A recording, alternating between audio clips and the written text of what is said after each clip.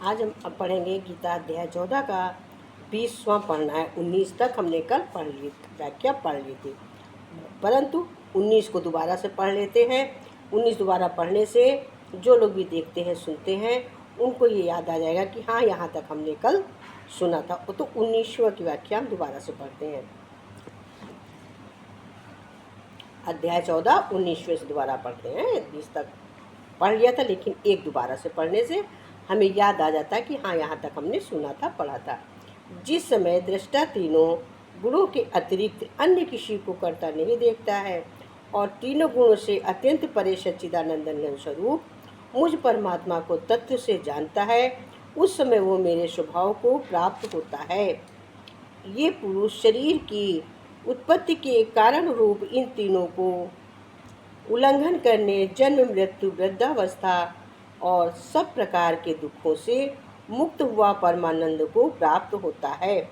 अर्जुन बोले, इन तीनों गुणों से अतीत पुरुष किन किन लक्षणों से युक्त होता है और किस प्रकार आचरण वाला होता है, तथा हे प्रभु मनुष्य किस उपाय से इन तीनों गुणों से अतीत होता है। श्री भगवानुवाच, श्री भगवान बोले, हे अर्जुन, जो पुरुष सद्गुणों के कर्तव्य प्रकाश को और रजुगुण के कार्य रूप प्रकृति को तथा तमोगुण के कार्य रूप मोह को भी ना तो प्रवृत्त होने पर उनसे द्वेष करता है और न निवृत्त होकर उसकी आकांक्षा करता है, जो साक्षी के सदृश स्थित हुआ गुणों के द्वारा विचलित नहीं किया जा सकता और गुणों ही गुणों में बरतते हैं, ऐसे समझता हुआ जो सच्चिदानंदन घन परमात्मा में एक ही भाव से स्थित रहता है एवं उस स्थिति से कभी विचलित नहीं होता है, जो निरंतर आत्मभाव से स्थित दुख सुखों समान समझने वाला, मिट्टी पत्थर और स्वर्ग में समान भाव वाला ज्ञानी, प्रिय तथा अप्रिय को एक सा मन मानने वाला और अपनी निंदा स्तुति में समान भाव वाला है, जो मान और अपमान सम है, मित्र और वैरी के पक्ष में भी सम है एवं संपूर्ण आरंभ में कर्तव्य पालन के अभिमान से रहित है, वो पुरुष गुणातीत कहा जाता है। और जो पुरुष व्यभिचारी व्यक्ति योग के द्वारा मुझको निरंतर भजता है, वो भी इन तीनों गुणों को भयभीत लांग कर सच्चिदानंदन घन ब्रह्मा को प्राप्त होने के लिए योग्य बन जाता है, क्योंकि उस अविनाशी परम ब्रह्म और अमृत का तथा नित्य धर्म का और अखंड एक रस आनंद का आश्रय मैं हूँ।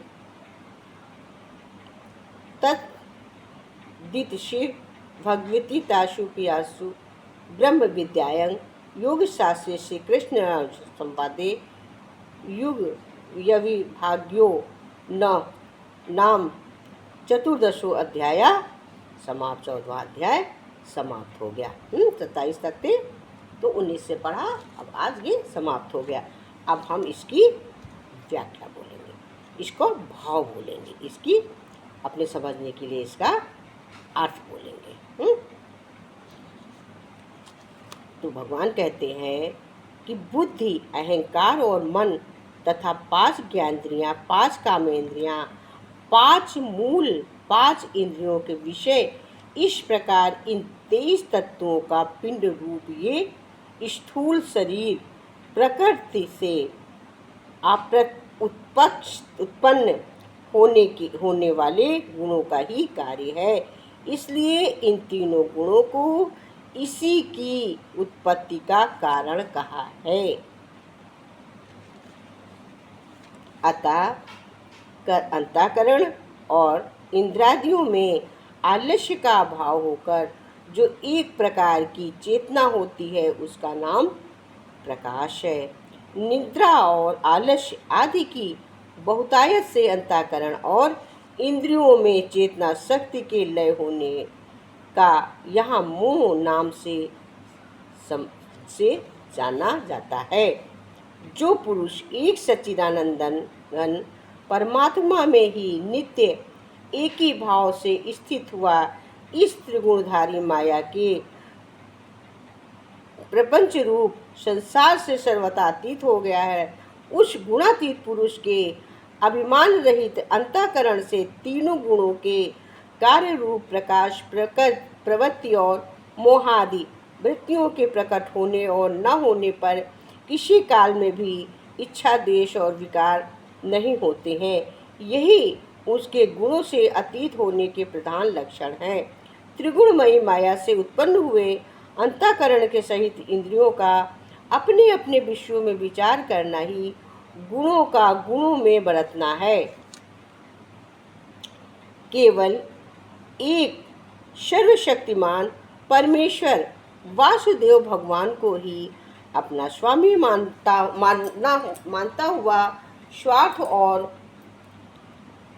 अभिमान को त्याग कर श्रद्धा और भाव रहित परम प्रेम से निरंतर चिंतन करने को अविचारी भक्ति योग कहते हैं।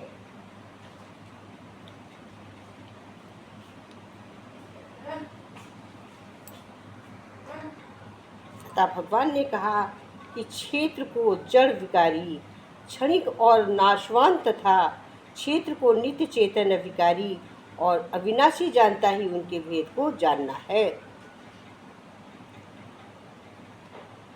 इंद्रियों और अंतःकरण की व्यर्थ चेष्टाओं का नाम प्रसाद है। कर्तव्य कर्म में अवृत्ति निर्दयता का नाम आलस्य है।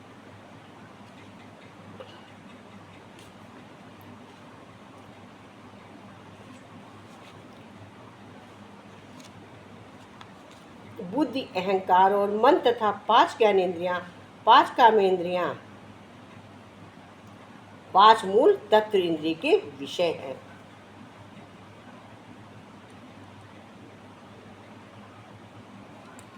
अहंता, ममता और वासना रूप मूल को केवल मनुष्य योन में कर्मों के अनुसार बांधने वाले कहने का कारण यह है कि अन्य सब योनियों में तो केवल पूर्वकृत कर्मों की फल को भोगने का ही अधिकार है और मनुष्य योन में नवीश कर्मों को करने का भी अधिकार है।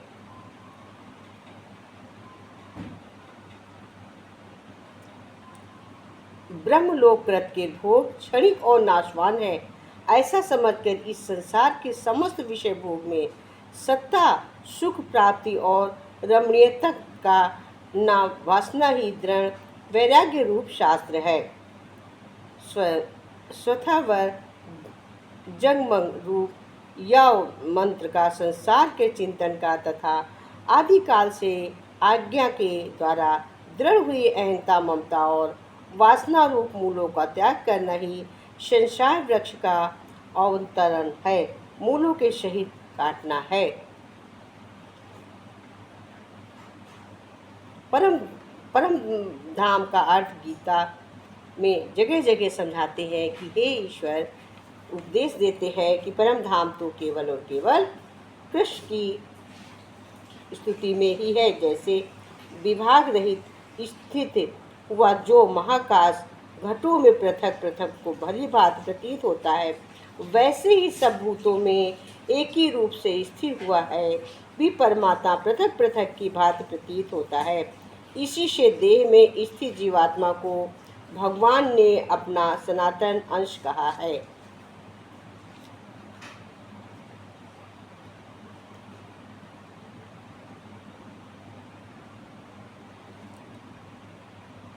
जैसे वक्ष बोए, लोहा और चेष्टा ऐसे 4 प्रकार के अस्त्र होते हैं, उनमें चबाकर खाया नहीं जा सकता, वो भस्म है। जैसे रोटी आदि को निगला जाता है, वो भोज्य है। जैसे दूध आदि तथा चाटा जाता है, ये वो लोहा है। जैसे चटनी आदि और जो चूसा जाता है, वो चेस है। जैसे ईख आदि।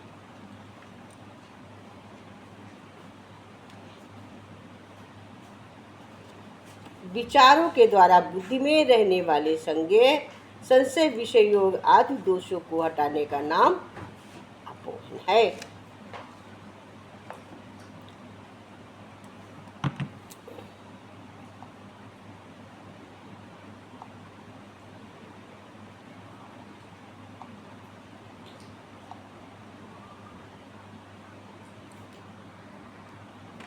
तभी तो भगवान कहते हैं कि सांसारिक मोह माया के कारण ही मनुष्य मैं क्या करूं मैं दुविधा में फंसकर कार्यान्वित नहीं होता। अतः मोह या सुख आदि वशीभूत नहीं होना चाहिए। शरीर नाशवान है और इसे ना जानने वाला शरीर अविनाशी है। इसलिए विवेक भाव और अपने कर्तव्य का पालन करना इन योगों में से किसी भी एक उपाय को कामों में लाने से चिंता शोक मिट जाता है। अतः सब कुछ ऐसा स्वीकार कर लेना चाहिए। ऐसा स्वीकार कर लेना सर्वश्रेष्ठ साधन है कि जो कुछ है बस प्रभु है, प्रभु है, प्रभु है। अंतकालीन चिंतन के अनुसार ही जीव की गति होती है। अतः मनुष्य को हृदय भावानुसार स्मरण करते हुए अपने कर्तव्य का पालन करना चाहिए, जिसकी अंतकाल में भगवान की स्मृति बनी रहे, अंत समय तक भगवान को याद बनी रहे। समय जब भगवान का ही चिंतन करेंगे तो हमें हर समय भगवान की याद बनी रहेगी, तो अंत समय भी हमारे मुंह से भगवान का ही नाम निकलेगा। कहते हैं एक लोगों ने तोता पाला, तोते को बहुत प्यार करते थे, बहुत प्यार करते थे। तो तोता जो था उसको रामायण की चौपाइयाँ भी पढ़ाते थे, अच्छी अच्छी बातें सिखाते थे। एक दिन बिल्ली आई और तोते को उठा ले गई। तो वो बैठ के उस तोते के लिए बहुत रो रहे थे। एक महात्मा ने सुना, बोले तुम इस तोते के लिए क्यों रो रहे हो? बोले कि हम तुम्हें दूसरा तोता ला के दे देते हैं, मार्केट से तोते के लिए क्यों परेशान हो? तो उन्होंने कहा हम इस तोते के लिए नहीं परेशान है। बोले फिर? कहीं इस तोते को हम रामायण की चौपाइयाँ सिखाते थे, बहुत सी चौपाइयाँ याद करा रखी थी, लेकिन अंत में जब बिल्ली इसमें झपटी तो इसने टौ टौ टौ टौ किया। तो बोले मतलब? कहें हमने जो चौपाइयाँ सिखाई थी वो ये भूल गया, टौ टौ करने लगा बिल्ली झपटी। तो मैं इसलिए रो रहा हूँ कि मैं भी रामायण पढ़ता हूँ, रामायण की चौपाइयाँ पढ़ता हूँ, तो हमको भी जब शून्य होने का समय आएगा, यमराज लेने हमको आएंगे, तो हम चौपाइयाँ बोलेंगे या टाँव टाँव। तो कहते हैं हर समय जब हम राम राम लेंगे, भगवान भगवान कृष्ण कृष्ण कहेंगे, तो अंत समय हमारे मुँह से भी निकलेगा। जब हमारा कहने का अभ्यास ही नहीं होगा तो हम कैसे भगवान का नाम लेंगे इस समय? इसलिए हमें हरदम भगवान का नाम लेने का अभ्यास होना चाहिए, स्मरण रहना चाहिए, तभी हम अंत समय भगवान को याद कर सकते हैं। नहीं चाहिए दिल दुखाना किसी का, नहीं चाहिए दिल दुखाना किसी का, सदा न रहा है सदा न रहेगा जमाना किसी का। नहीं चाहिए दिल दुखाना किसी का, नहीं चाहिए दिल दुखाना किसी का। आएगा बुलावा तो जाना पड़ेगा, आएगा बुलावा तो जाना पड़ेगा, वहाँ ना चलेगा बहाना किसी का, वहाँ ना चलेगा बहाना किसी का।